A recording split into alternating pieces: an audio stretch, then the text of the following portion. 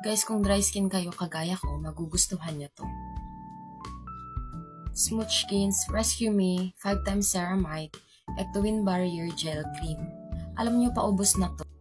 Kung kayo ay gumagamit ng retinoids, exfoliants, or rejuvenating set, mag-switch kayo sa Ceramide Moisturizer kasi nakakatulong to mag-repair ng ating skin barrier.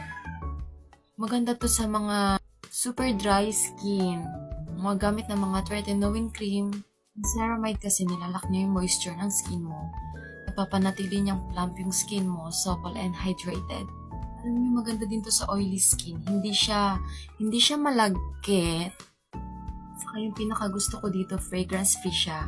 Kung acne prone skin kayo, sensitive yung skin nyo, mag-stick kayo sa mga fragrance free, non-comedogenic, paraben free. At syempre, kung may moisturizer tayo, meron din tayong sunscreen. Dalawa yung sunscreen ang Smoothskins. Meron silang tinted, meron din silang ganito. Binili ko kasi ito yung bagay sa skin ko. Smoothskins Ectowin Ceramide Airfit Daily Sunscreen SPF 50 PA++++. Alam nyo ba, ang ganda ng sunscreen na to. Sobrang hydrating niya sa balat. Meron siyang ceramide, pero matte yung finish niya. Soft matte finish. Hindi ka talaga maglalagkit. Pag naglagay na ako nito sa umaga, hindi na ako nagre-reapply sa hapon. Pwede nyo siyang gawing makeup base.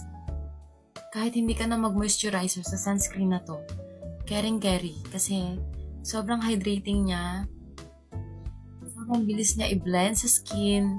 Matte yung finish niya. Kaya kung oily skin ka, hindi ka talaga maglalagkit buong maghapon. Natutuwa talaga ako dito.